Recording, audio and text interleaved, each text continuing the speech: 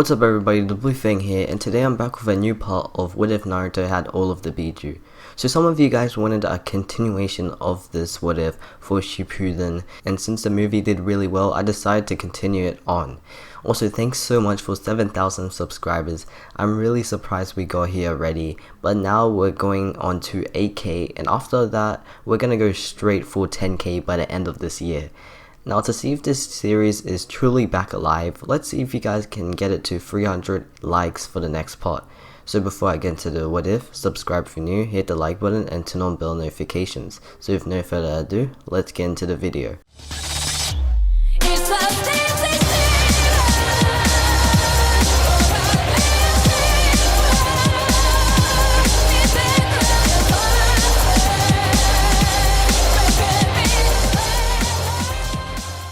So in the last part, the fight with Pain had just ended. Most of the Akatsuki had been beaten and Itachi is now a free man. We're going to go straight into Shippuden for this, so I won't talk that much about what happened after the village got revived. In the aftermath of the Pain attack though, Jiraiya had already gotten a new Hokage, which would be Tsunade like in the original, and she would be the Hokage after the invasion. Also, Jiraiya had left to go back to doing his research while the village gets rebuilt. Naruto, Sasuke and Hinata also joined back together and are still the same old Team 7 since Naruto convinced Sasuke to come back. Sasuke also kind of matures in the time skip to Shippuden, not relying on his revenge goal to get stronger, but relying on the help of his friends. So when he sees Itachi again, he will be even more stronger than he was before the time skip. So now that I've cleared most things out of the way, let's get right into Shippuden. We start with Team 7 going on a mission sent by Tsunade to check out some suspicious activity that's been going on in the Rain Village. They have been getting reports of a person seen in a red and black cloak found dead. Tsunade had heard about the Akatsuki incident when she became the Hokage, so she knows what the Akatsuki wears, and now since there had been rumors about someone in a red and black cloak, the Leaf Village would have to check that out.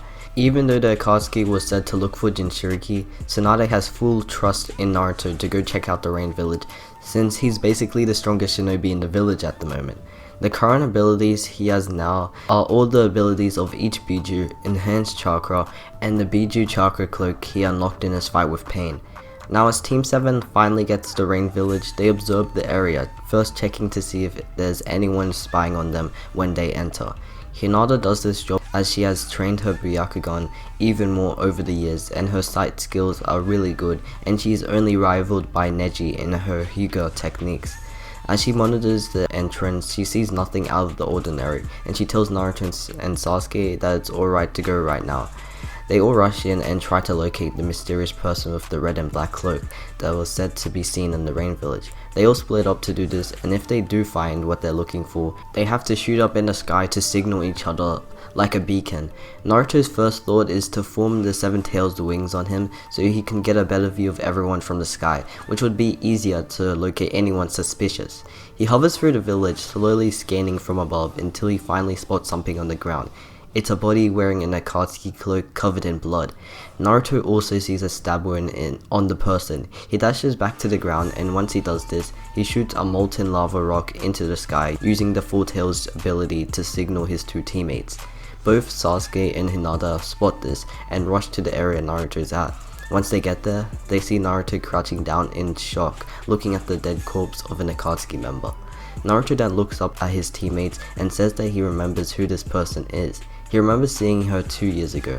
The Akatsuki member is Konan, who is currently dead from a stab wound. Naruto wonders who could have done this, since he knows the Akatsuki members are really strong, which means someone stronger had to do this. Naruto then lifts her body up and quickly digs a place. He then places her body down into the hole that he had just dug, then closes the hole. Naruto doesn't know why he did this, but he just thought that he had to. Sasuke then turns to Naruto and smirks. So this was the reason we came here? Well, I was kind of expecting a fight. Naruto then grins. Well, if you're expecting a fight, then I'm sure you'll get one soon, since that guy has been watching us for a while. Naruto then points to a figure watching Team 7 from afar. The figure is wearing a mask to conceal his identity, with purple clothing as well. The masked guy also has red and purple eyes, but Team 7 can't really see this from the position they're standing in at the moment. Sasuke smiles and tells Hinata to get ready for whatever this strange guy is going to do. She gets into a focused state and nods her head at Sasuke. Naruto stands in front of them and shouts at the masked man, asking him what he wants. The masked man stays quiet and thinks to himself that it's time for him to start the test. From behind him, about 3 people walk out from the shadows. Naruto, Sasuke, and Hinata all know who they are as soon as they see them. Nagato, Kakuzu, and Deidara walk out to stand beside the masked man. Team 7 knows who these people are since they've seen the reports about each Akatsuki member and what they look like, while Naruto knows Pain's true form, which is Nagato, who has just revealed himself next to the masked man. Team 7 are confused about what's going on since those people were seen dead. Naruto shouts out to Nagato to ask him what he's doing over there. Nagato says that all he knows is that he doesn't have control over himself and that this masked man is dangerous to Naruto. But as Naruto is still curious to what's going on, the 3 revived Akatsuki members attack Team 7. Naruto quickly transforms into his Biju Chakra mode, which contains all of the Biju abilities at once. He then blitzes through all of them at once, but as he slices through one of them, the wound is quickly gone and they're fine again. Naruto is confused by this quick healing that they have and tries again. He targets Kakuzu with a Rasengan that is molded with lava release and dashes straight at him. At the speed Naruto is going at, Kakuzu is not able to dodge, so Naruto is able to get a clear straight on hit onto his opponent. Kakuzu is blown to pieces from the Rasengan's major impact, but he's able to regain his body back quickly. And as some of you guys may know by now, the masked man has gotten help from some people so they could use Edo Tensei on some of his Akatsuki members, and now Nagato, Kakuzu, and Deidara can only be beaten if they're sealed, which Team 7 doesn't know that. Naruto jumps backwards as Kakuzu gets his form back and grins. Team 7 are really confused by what's going on, but Sasuke seems that he's confident to find out what their weakness is on the enemies, so he rushes at Deidara. He makes sure to go into his curse mark state since he knows that he couldn't match with these guys in his base form at the moment. He only goes into stage 1 curse mark state and not his stage 2, as he wants to find out how strong they are compared to stage 1 first. He starts off with his enhanced Chidori stream and sends it straight at Deidara. Deidara is able to dodge the attack but is intercepted by the other currents coming from Sasuke's new attack. The lightning latches onto Deidara, stunning him, leaving an opening for Sasuke to attack him. He rushes at Deidara with full force, but as he does this, the marksman comes out of nowhere and uses an unknown ability to suck Sasuke into a different dimension, leaving his teammates and his enemies behind. Hinata is shocked at this and turns to Naruto to ask him what they're going to do now. But as Naruto tries to think of something, Nagato tells them to get away for now since he has no control over his body. Naruto doesn't want to run right now since Sasuke had just disappeared from his sight and he can't leave him behind. We now cut to the place where the masked man teleported Sasuke to, which is his own personal dimension.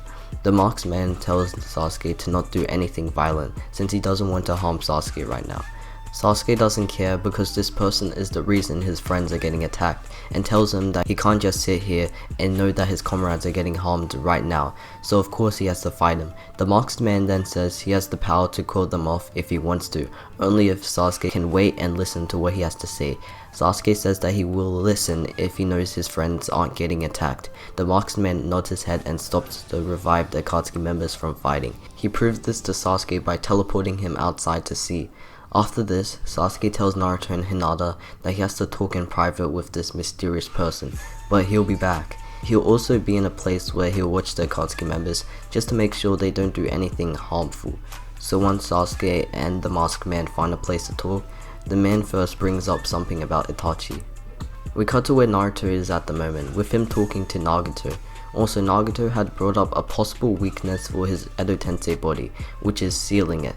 Naruto keeps that in mind and thanks Nagato for telling him. While Naruto and Nagato continue speaking, we come back to where Sasuke is, and he has just heard the truth about his brother Itachi and what his secret mission was.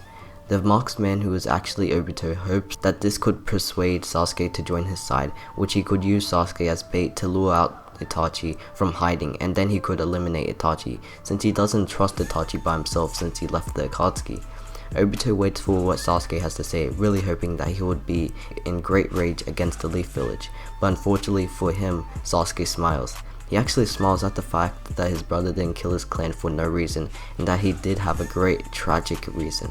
And since Sasuke had matured and felt comfortable in the Leaf Village, he respects his brother's sacrifice and realizes the Leaf Village had no other way to stop the war the Uchiha clan was going to unleash years ago. Sasuke thanks Obito for telling him, and now he has to find Itachi, and not out of revenge, but because he needs to, so he could acknowledge what his brother did to him in person. Obito is shocked at this, but he tries to keep his cool since he can still use Sasuke as bait, as Sasuke is still going to find Itachi.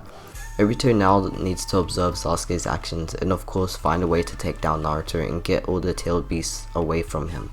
Obito then disappears and takes Nagato, Deidara and Kakashi with him and tries to think of a much better plan that would be well suited to use all the power he has got at the moment. We cut to once Team 7 makes it back to the Leaf Village, with Sasuke giving the report of the mission to Tsunade. He tells her about what they found out, but he keeps the Itachi stuff to himself. So he basically tells her about the marksman, the revived Akatsuki members, and Conan's dead body. Naruto also gets to say something to Tsunade, which would be of the possible weakness for the Edo Tensei, which is sealing jutsus. Tsunade thanks Team 7 for telling her the report, and she sends them off. And that's where I'm going to end this video off for today. Hopefully you did enjoy, and if you did, make sure to get this video to 300 likes for the next part. So like always, subscribe if you're new, hit the like button and turn on bell notifications. It's been the Blue Fang, peace.